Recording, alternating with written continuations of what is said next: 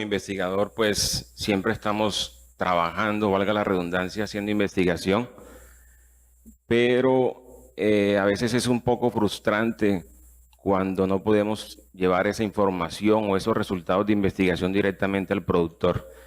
Nosotros como investigadores, la mayoría de las veces lo que hacemos es escribir y publicar esos trabajos en revistas lo más indexadas posibles o lo más reconocidas posibles para que ustedes puedan tener acceso a ellas.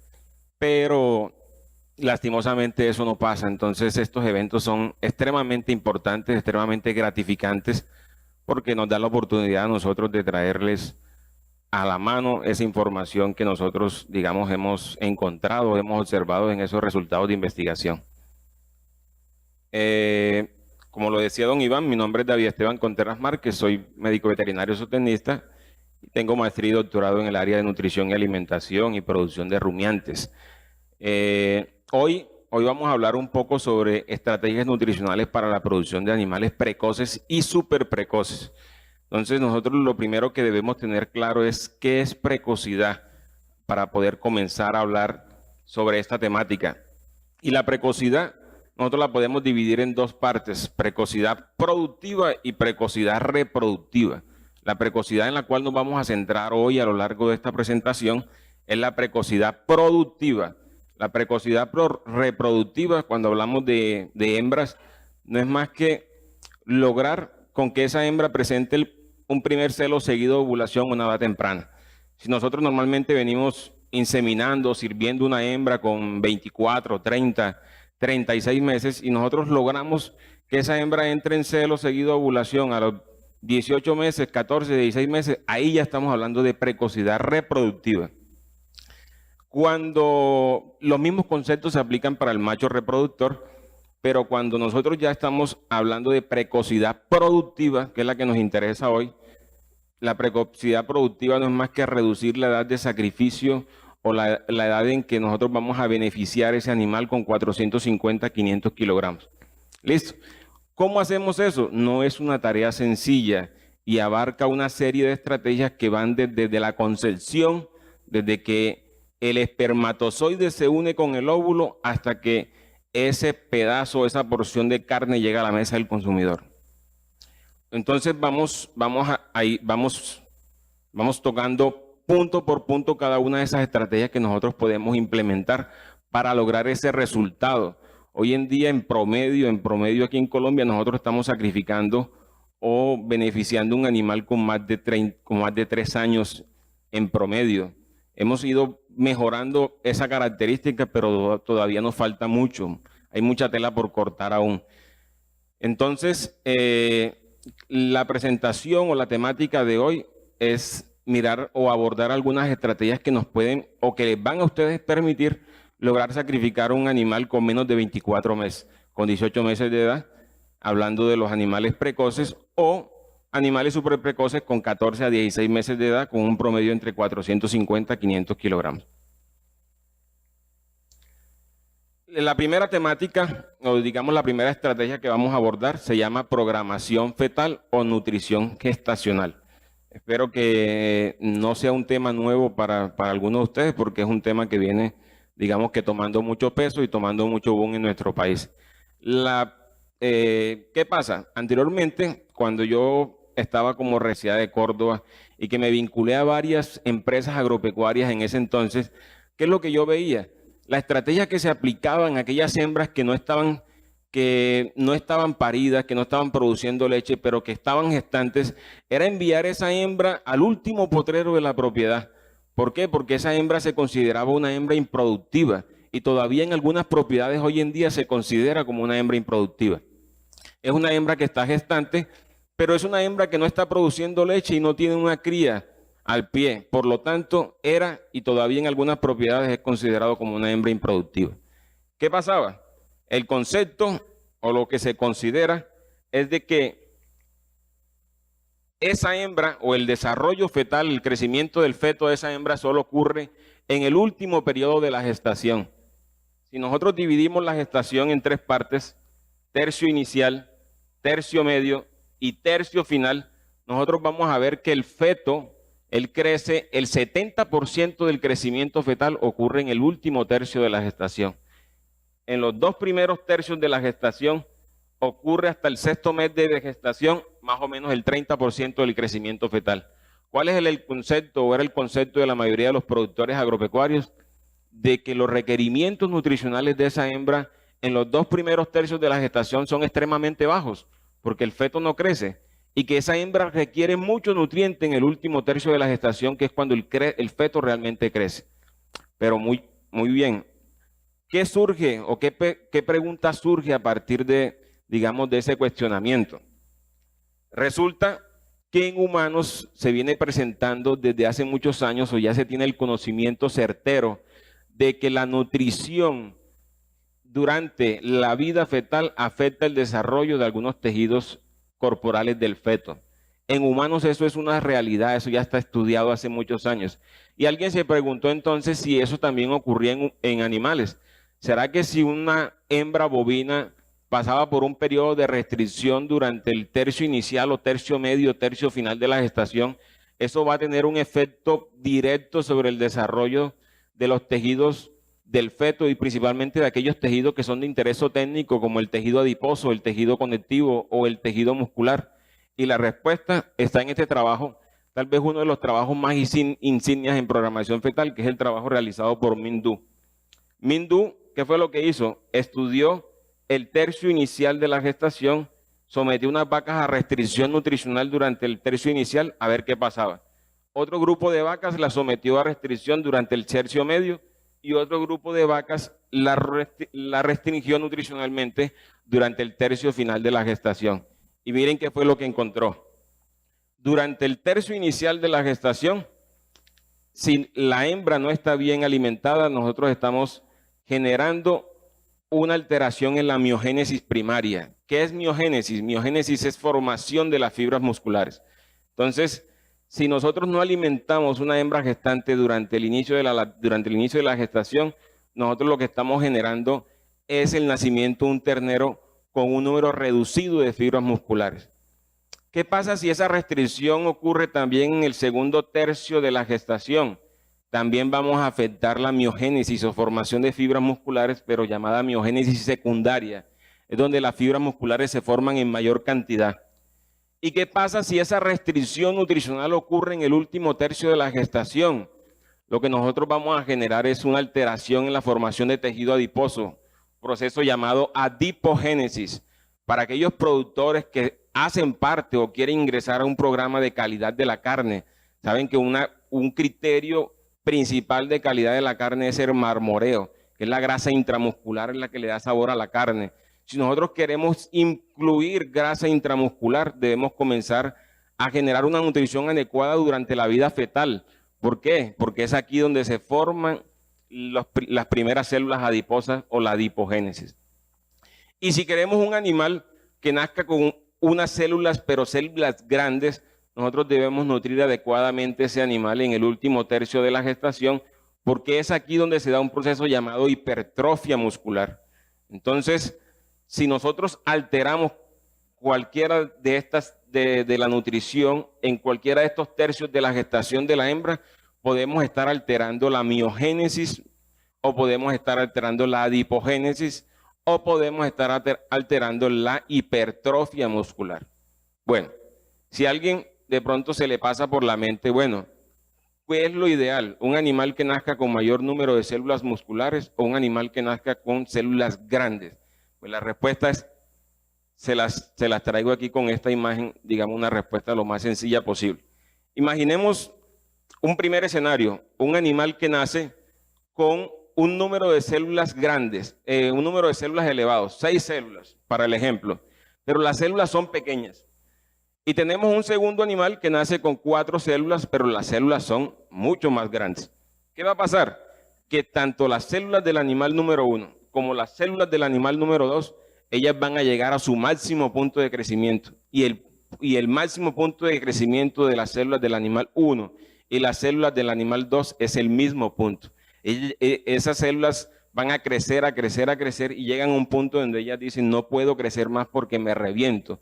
Es algo que en biología se conoce como apoptosis o muerte celular programada. Entonces simplemente ellas dejan de crecer.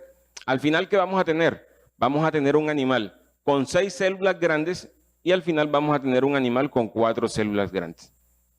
El primer animal, el que nace con mayor número de fibras musculares, será un animal que tendrá un desarrollo muscular superior en comparación al segundo animal.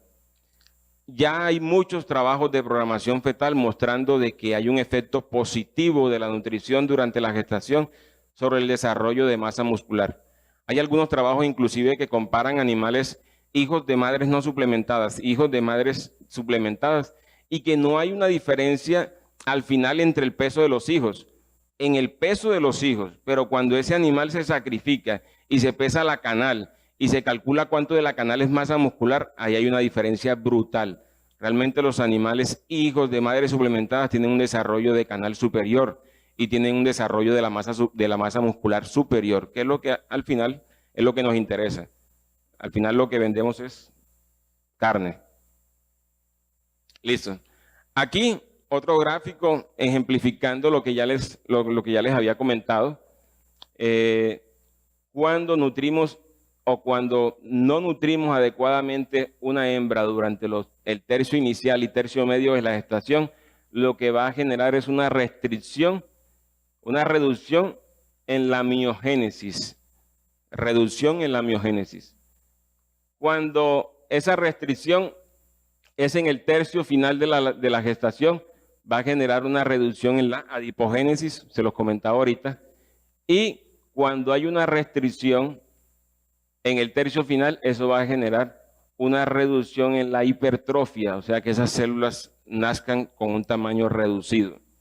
Y acá podemos ver lo que nos dice este autor de que una restricción o la nutrición durante la gestación inicial tiene un efecto directo en el desarrollo del animal después del nacimiento y durante la vida adulta.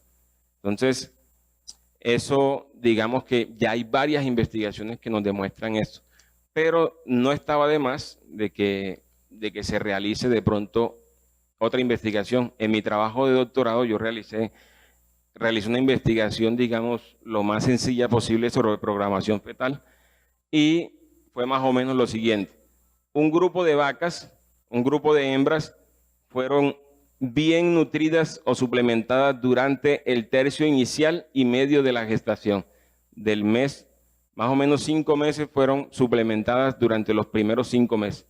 Del mes 2 al mes 6. El primer mes no se suplementó porque no se sabía todavía que hembras estaban gestantes.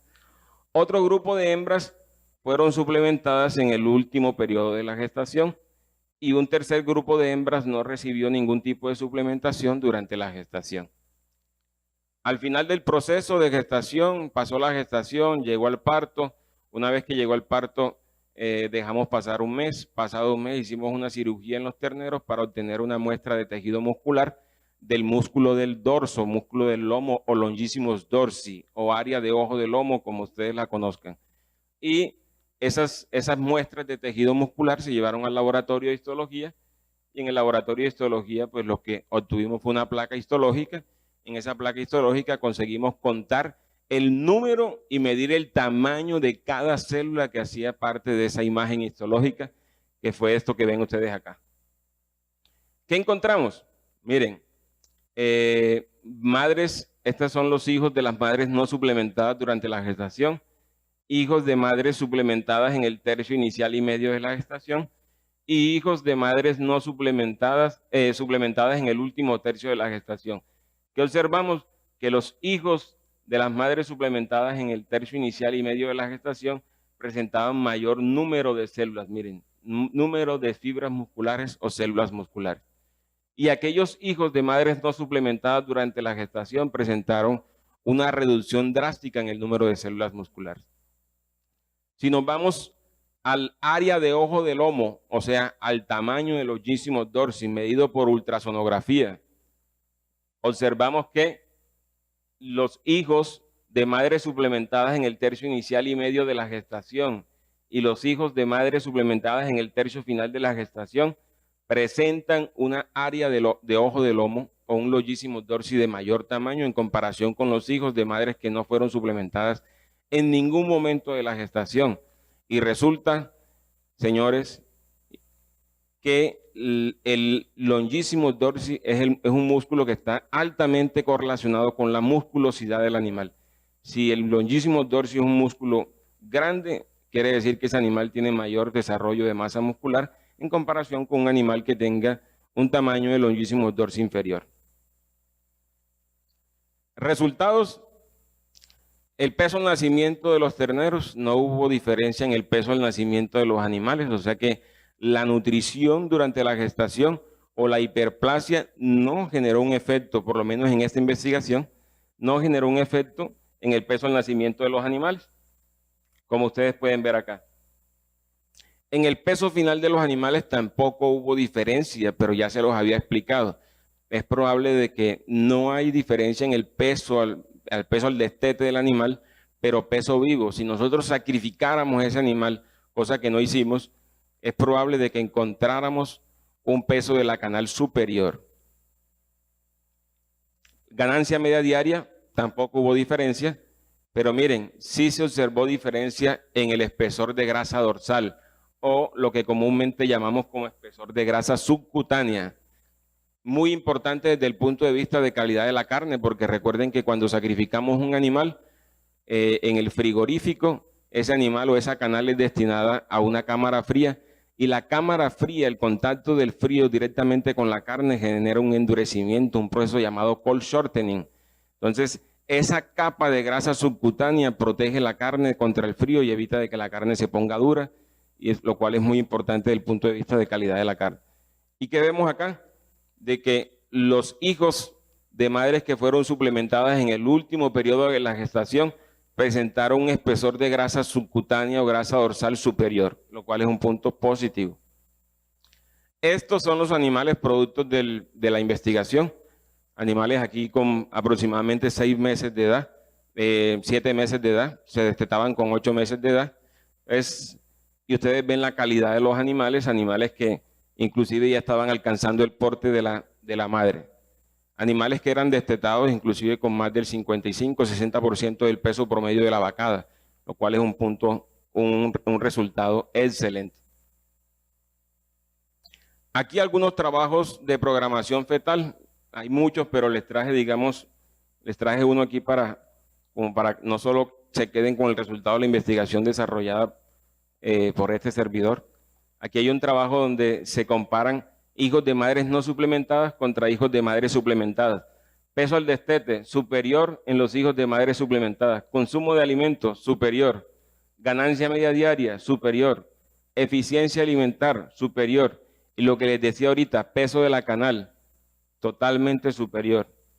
Y marmoreo, lo hablamos ahorita, grasa intramuscular, o marmoreo o marmoleo, como dependiendo del país donde nos encontremos, superior en aquellos animales cuyas madres fueron bien alimentadas o suplementadas durante la gestación.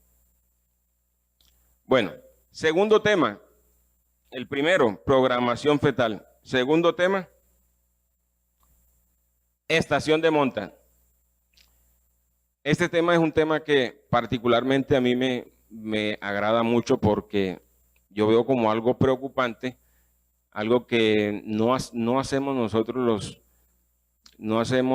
los ganaderos, los que se dedican a producción bovina, pero que sí se aplica en Colombia para otras especies animales, como por ejemplo la porcicultura. Si usted va, por ejemplo, a una granja porcícola, lo primero que, si usted le pregunta al porcicultor, es si él programa partos. Sí, él programa partos. Si él programa servicios, sí, él programa servicios. Programa destetes, programa vacunaciones, todo es programado. Nosotros, los productores bovinos, digamos que poco hacemos programación. No tenemos una época del año seleccionada para servicios, no tenemos una época del año seleccionada para montas, y tenemos animales pariendo o tenemos nacimientos durante todo el año. ¿Qué pasa? Que muchas veces el servicio se da en una época inadecuada, por ejemplo en época de verano, y si estamos en época de verano y no hay masa forrajera, la gestación se dará durante la época de verano. Habrá restricciones de nutrientes para esa madre y la miogénesis se verá afectada. Entonces es necesario de que nosotros comencemos a programar toda nuestra empresa pecuaria a través de una estación de monta. ¿En qué consiste estación de monta? Para los que no sepan en qué consiste, la estación de monta es un periodo, como en esta que les traigo aquí, es un periodo en el cual nosotros vamos a servir todas las hembras de la propiedad. Normalmente, ¿qué es lo que nosotros hacemos? Tenemos un macho por cada 25 hembras, el macho está con las hembras en el potrero, hembra que va entrando en celo, el macho la va sirviendo y le rogamos a Dios de que esa hembra quede preñada. Pero hay hembras quedando preñadas en enero, hay hembras quedando preñadas en febrero, marzo y así sucesivamente, hembras quedando preñadas en los 12 meses del año, y vamos a tener hembras que nos están quedando preñadas en casos que no son favorables. Entonces, ¿cuál es la recomendación? Primero, que programemos la estación de parición. ¿Cuándo queremos que nuestras hembras paran? Queremos que nuestras hembras paran en épocas de finalizando la época de verano, la época de reducción de masa forrajera. ¿Por qué? No queremos que una hembra para en época de lluvias, porque las lluvias traen consigo enfermedades y que un animal, un ternero recién nacido, valga la redundancia, llegue al mundo en época de lluvias, es un animal que está propenso a enfermedades, todavía no tiene un sistema inmune muy desarrollado, es un animal que probablemente se nos va a morir y se nos va a aumentar la tasa de mortalidad. ¿Cuál es la recomendación? Que ese animal nazca más o menos, colocándole un ejemplo, ¿no? Esto depende mucho de la región del país en la cual nos encontremos, pero colocando un ejemplo, una región del país donde septiembre, octubre es más o menos época de verano, que ellas nazcan más o menos, los animales nazcan más o menos en este periodo.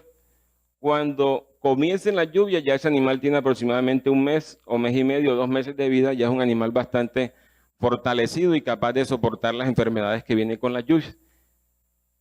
Y que la estación de monta más o menos comience en diciembre. Así le da tiempo a esa hembra de que se venga y se recupere de esta restricción nutricional que pasó durante el verano, se recupere esa condición corporal y pueda quedar preñada en diciembre. Si esa hembra queda preñada en diciembre, que es inicio de la época de lluvia, miremos a ver qué pasa con el feto. El feto, 1, 2, 3, 4, 5, 6 meses de la vida fetal, ese feto estará expuesto a unas condiciones nutricionales positivas, porque hay disponibilidad de masa forrajera. Contrario a si esa hembra quedara gestante por lo menos en junio. El feto en los 6 meses es donde se dan los procesos hiperplásicos, tendrá una restricción de nutrientes y será un animal o un feto que al final nacerá con menor número de fibras musculares. Entonces la extracción de monta es una estrategia, a mi manera de ver particular, me parece una estrategia que debe ser implementada de forma masificada en nuestro país para nosotros lograr unos resultados un poco más positivos. Estación de partos, estación de monta. Si la estación de monta ocurre en diciembre, más o menos estaríamos destetando esos animales en mayo o junio. Estaríamos destetando un ternero cuando están comenzando las épocas secas. Entonces no nos preocuparíamos tanto por la época de cría. Nos tendríamos que preocupar ahora por el levante, porque el levante va a ocurrir durante la época de verano. Las estrategias que vamos a hablar ahora serían a eso, a tratar de, digamos, de reducir los impactos que puede generar la época de verano sobre el levante. ¿Qué recomendación sería en relación a la estación de monta? Pues yo les muestro aquí unas que yo he implementado y que he utilizado y ha dado muy buenos resultados. Es una estación de monta reducida de 30 días. En 30 días del año, todas las hembras de la propiedad deben pasar por el corral. En 30 días del año, todas las hembras deben ser servidas. Aquí está una estación de monta que utiliza solo inseminación artificial, cero monta natural. En el día 0, utilización de un implante intravaginal de progesterona más 2 ml de benzoato de estradiol. En el día 7, se retira el implante intravaginal de progesterona y se aplica 2 ml de prostaglandina F2-alfa. Día 8, ciprionato de estradiol y día 10, inseminación. Un protocolo altamente reconocido. Al día 21 o al día 31 de haber iniciado la estación de monta o al día 21 de haber servido, inseminado esas hembras, ¿qué vamos a hacer? Vamos a colocar nuevamente un implante intravaginal de progesterona. No sabemos si esas hembras están gestantes, no sabemos si esas hembras están vacías. Aplicamos un implante intravaginal de progesterona en todas las hembras. ¿Con qué objetivo? Si las hembras están gestantes, la progesterona es encargada de mantener la gestación, así que le ayuda. Y si las hembras están vacías, podemos iniciar 7 días más adelante un protocolo y ya nos estamos ahorrando 7 días en el proceso. Quiere decir que al día 31 aplicamos un implante intravaginal de progesterona en todas las hembras y al día 38 hacemos el diagnóstico de gestación. Si las hembras están gestantes, se les retira el implante intravaginal de progesterona y se van para el lote de preñadas. Y si las hembras están vacías, pues simplemente seguimos con un segundo protocolo, pero ya vamos en el día 7, nos estamos ahorrando 7 días en el proceso. Esas hembras, al día 39 se aplica nuevamente ciprionato después del diagnóstico, si están vacías, se le aplica la prostaglandina. Al día 39 se aplica ciprionato y al día 41 nuevamente la inseminación. Si ustedes sacan la cuenta, desde el día 10 que se realizó la primera inseminación al día 41 que se realizó la segunda inseminación, hay 31 días. En un mes estamos realizando 2 inseminaciones.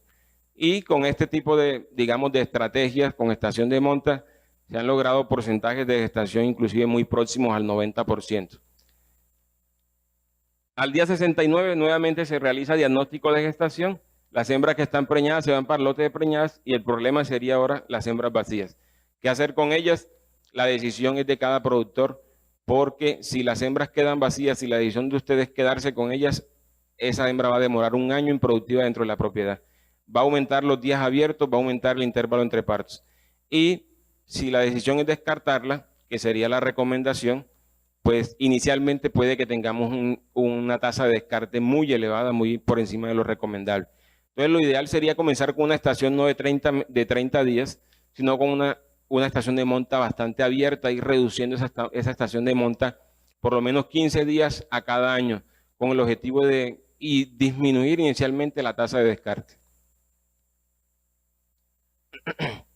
Bueno, pasó la estación de monta, pasó la gestación, ya llegamos al parto de esos animales, tenemos una cría.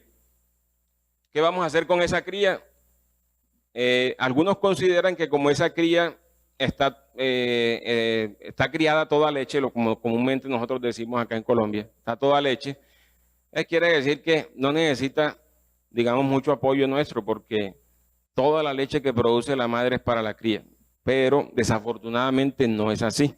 Miren, si nosotros vemos en esta tabla, aquí tenemos semana de lactancia, peso corporal de la cría, producción de leche, energía metabolizable que aporta la leche en cada semana, proteína metabolizable que aporta la leche en cada semana, energía metabolizable que necesita el ternero y proteína metabolizable que necesita el ternero. ¿Qué nos damos cuenta aquí? Que a partir de la semana 13 de vida de ese animal, la leche le está aportando 6.02 megacalorías de energía metabolizable y el ternero comienza a necesitar 6.24 megacalorías de energía metabolizable. El ternero comienza a necesitar mucho más energía de lo que la leche le aporta. Inclusive aquí en ese trabajo donde la producción de leche de las vacas es elevada. Una vaca de cría no produce esa cantidad de leche, por lo menos no las nuestras por allá en Córdoba, que son vaquitas 7 colores y normalmente en promedio durante toda la lactancia estarán produciendo muy por debajo de los 5 litros de leche. Entonces, es preocupante y sabemos que a partir de las 13 semanas ya hay una deficiencia nutricional para ese ternero. ¿Qué debemos hacer? Debemos cumplir o suplir esas deficiencias nutricionales a través de la dieta. Me tomé el trabajo de tabular, de graficar esos datos que estaban en la tabla anterior y miren con qué nos deparamos. Que la producción de leche comienza a aumentar, siempre nos han enseñado eso, sí, hay un aumento en la producción de leche más o menos hasta los 2 meses de vida y ahí comienza una reducción en la producción de leche. A partir de los 4 meses de vida, la leche no les aporta todo lo que el animal necesita y nosotros tenemos la responsabilidad. Si queremos destetar un animal extremadamente pesado, tenemos la responsabilidad de suplementar ese animal durante la fase de cría. ¿Cómo lo suplementamos? Venga, si yo le doy suplemento al ternero y el ternero está con la madre, lo que va a pasar es que la madre en una sola bocanada se consume todo el alimento que le estoy ofreciendo al ternero. Para eso Hay una estrategia llamada creep feeding. El creep feeding no es más que una infraestructura que permite la suplementación del ternero durante la fase de cría, estando el ternero acompañado de la madre. No es más que una estructura física. Es una estrategia que se basa en una estructura física. Si ustedes ven acá, aquí tenemos un lugar, dos comederos, un comedero separado de las madres y un comedero separado para las crías. De esta manera nosotros conseguimos suministrar en este comedero las deficiencias nutricionales que no le aporta la leche al animal. Este es el tipo de animales que normalmente producíamos en sistemas de creep feeding.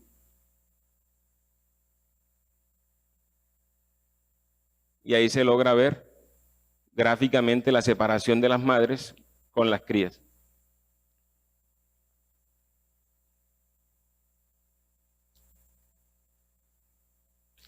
Aquí, por ejemplo,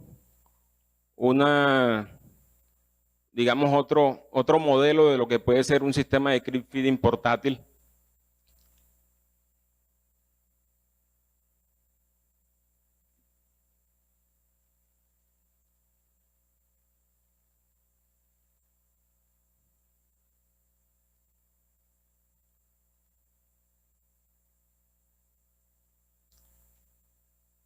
De un lado, los comederos y saladeros de las madres y de otro lado, el comedero de los terneros.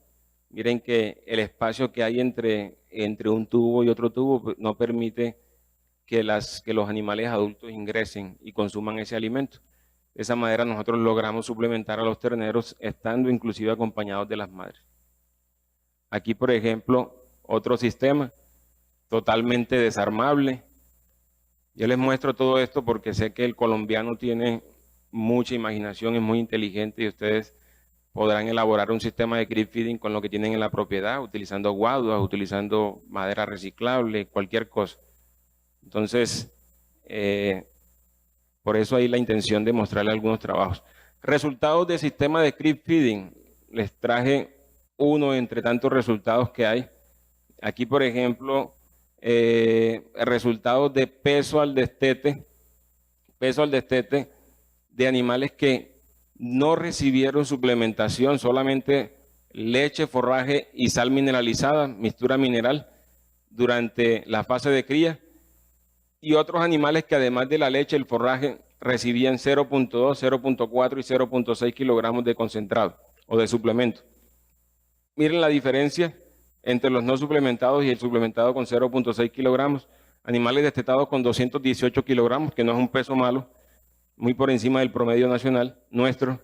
Y acá, animales destetados con 243 kilogramos, incluyendo macho y hembra. Y aquí separáramos macho y hembra, los machos probablemente tuvieran un resultado superior.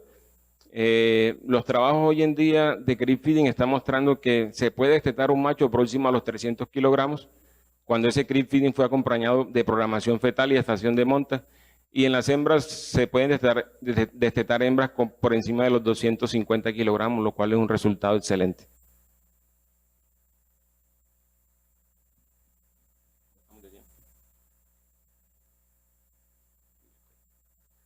Bueno, ¿qué pasa? Finalizó la etapa de cría, viene la etapa de recría. Esta etapa de recría, digamos, es tal vez la etapa más complicada porque llevando la secuencia de la presentación en la cual trabajamos con estación de monta, los animales en la etapa de recría o levante, ese levante va a ocurrir en la época de verano, en la época de falta de masa forrajera. ¿Y qué pasa? Si ustedes se dan cuenta, imagínense un animal que nace en octubre, en el próximo octubre 1 año, en el próximo octubre 2 años, en el próximo octubre 3 años, 36 meses. Ese es el tiempo más o menos que todavía en algunas regiones de Colombia están demorando para sacrificar un animal. Una carne extremadamente dura porque es de un animal extremadamente viejo. ¿Qué pasa? Ese animal que demora 36 meses para llegar a peso de sacrificio es un animal que pasó por un periodo de sequía, 2 periodos de sequía, 3 periodos de sequía. ¿Cuál es la estrategia básica aquí? Los brasileros utilizan un término para este tipo de animales que ellos llaman boi sanfona, bovino sanfona. Un bovino zanfona es un animal que crece durante unas épocas del año y se reduce durante otras épocas del año. Entonces, si nosotros sabemos que la época de verano es la época en la cual esa zanfona se reduce, pues eliminemos las épocas secas de la vida del animal. Si nosotros queremos producir un animal precoz, nosotros debemos eliminar la tercera seca de la vida del animal y sacar ese animal con 2 años de vida, que es un animal precoz. Si queremos sacar un animal súper precoz, eliminemos la segunda sequía de la vida del animal y ese animal solo va a ser expuesto a una época seca. Y estamos sacrificando un animal más o menos con 18 meses de edad. Y si queremos producir un animal hiper precoz, eliminemos todas las secas de la vida del animal. ¿Cómo hacemos eso? Voy a tratar de explicárselo rápidamente, porque el tiempo ya no nos da. En la primera, ¿cómo eliminamos la sequía de la vida del animal? Pues aquí hay unas estrategias que les traigo, y es de tratar de destetar como mínimo el animal con 180 kilogramos. Eso es digamos, con las estrategias de programación fetal y crib feeding, eso es algo muy fácil de conseguir, lograr destetar a un animal con mínimo 180 kilogramos. Inclusive es una realidad para nosotros aquí en Colombia. Pero ¿qué debemos lograr? Que en la primera sequía nosotros debemos dar un suplemento a ese animal con el objetivo de que cuando salga de la sequía ese animal tenga 250 kilos.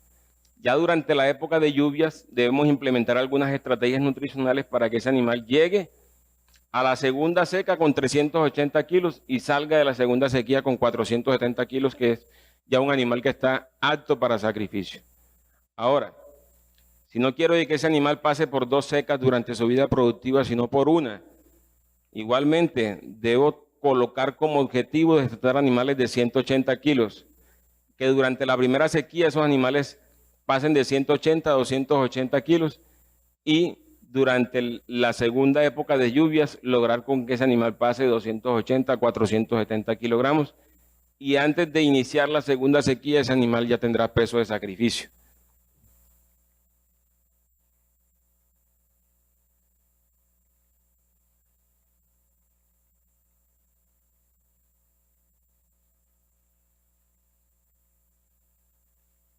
Bueno, ¿cómo logramos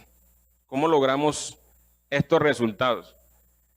¿Colaboras con la página, por favor?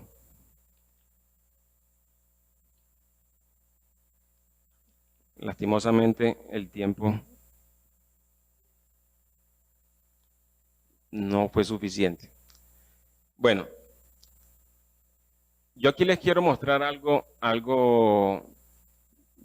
como yo veo la nutrición, como veo la alimentación animal.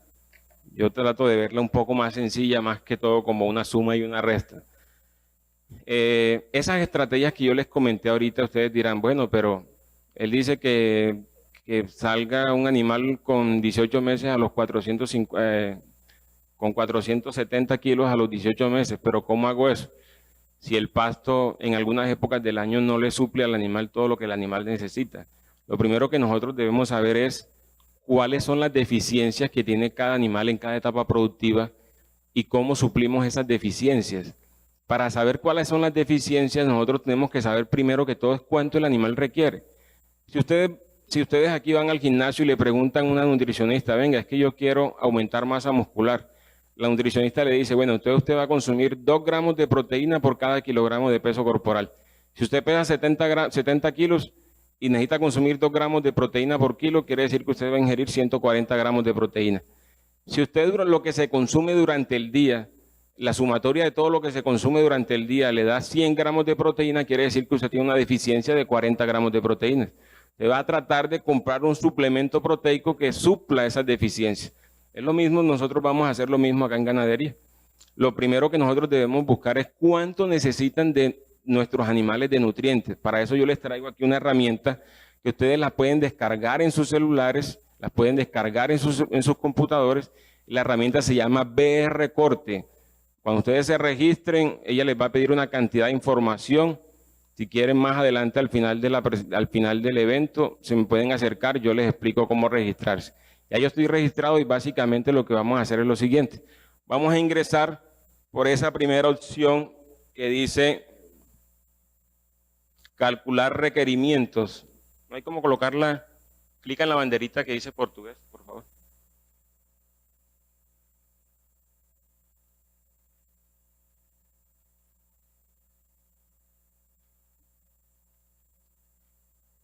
Bueno, vamos a clicar.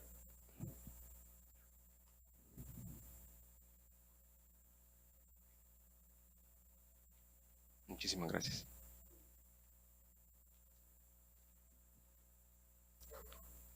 Sí, vamos a clicar en la calculadorita que dice calcular exigencias. Si nosotros nos vamos a calcular exigencias, aquí nos van a aparecer tres opciones. Calcular exigencias para terneros, para vacas o animales en crecimiento. Vamos a ingresar por animales en crecimiento. Animales en crecimiento. Eso, crecimiento y terminación. Nos pide aquí un peso corporal medio. Imaginemos que nuestros animales pesan 400 kilos y que yo los quiero llevar a 500 kilogramos. El peso corporal medio sería 450 kilos. Vamos a colocar 450 kilos. Y que queremos que esos animales ganen 1.5 kilogramos de peso por día. 1.5.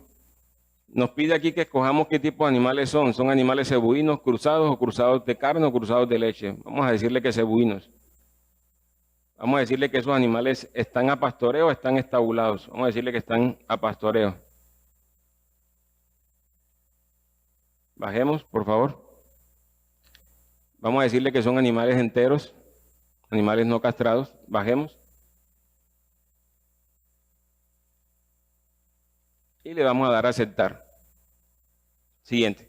Automáticamente, ¿qué nos va a aparecer? Nos van a aparecer los requerimientos nutricionales de ese animal. Si nosotros nos vamos, bajemos un poco. Ahí, perfecto. Si nosotros nos vamos aquí donde dice proteína bruta, en gramos día, nos van a aparecer tres valores. Un valor mínimo, un valor máximo y un valor ideal. Nos dice que ese animal necesita 1170 gramos de proteína al día para ganar 1.5 kilogramos de peso y así pasar de 400 a 450 kilogramos. ¿Cuál es la ecuación aquí? Es sencilla. Lo que nosotros debemos calcular y que lo deben hacer cada uno de ustedes con sus zootecnistas encargados de cada una de sus empresas o como Italcol como aliado, es tomar una muestra de ese forraje que están consumiendo los animales y calcular cuánto los animales consumen de forraje y cuánto consumen de proteína por ese forraje. Si nosotros hacemos un cálculo de un animal que pesa 400 kilos, que consume el 2% de su peso vivo en materia seca, 400 por el 2%, eso da 8 kilogramos. Y si ese forraje, póngale como máximo, tenga 8% de proteína, 8 por 8, 64. Quiere decir que nuestros animales de 400 kilogramos están ingiriendo más o menos 640 gramos de proteína. Pero nuestro animal necesita para ganar 1.5 kilogramos de peso por día, necesita 1170. ¿Le hacen falta cuánto? ¿De 640 a 1170? Casi 500 gramos de proteína. Entonces nosotros, la cuestión es sencilla. La suplementación muchas veces nos matamos preguntando esa suplementación que debe contener. No es tanto lo que debe contener, sino de cómo está conformada, por qué materias primas. La pregunta es no qué materias primas la componen, sino qué cantidad de nutrientes esa suplementación tiene. Entonces, sencillo es simplemente elaborar un suplemento o adquirir un suplemento con su empresa aliada Italcol que ofrezca esos 500 gramos de proteína que el animal está necesitando en esa época específica. Y esa misma cuenta sencilla se debe realizar para cada una de las etapas productivas, para la etapa de cría, para la etapa de gestación, para la etapa de maternidad, para la etapa de levante, para la etapa de engorde y la etapa de finalización. Gracias.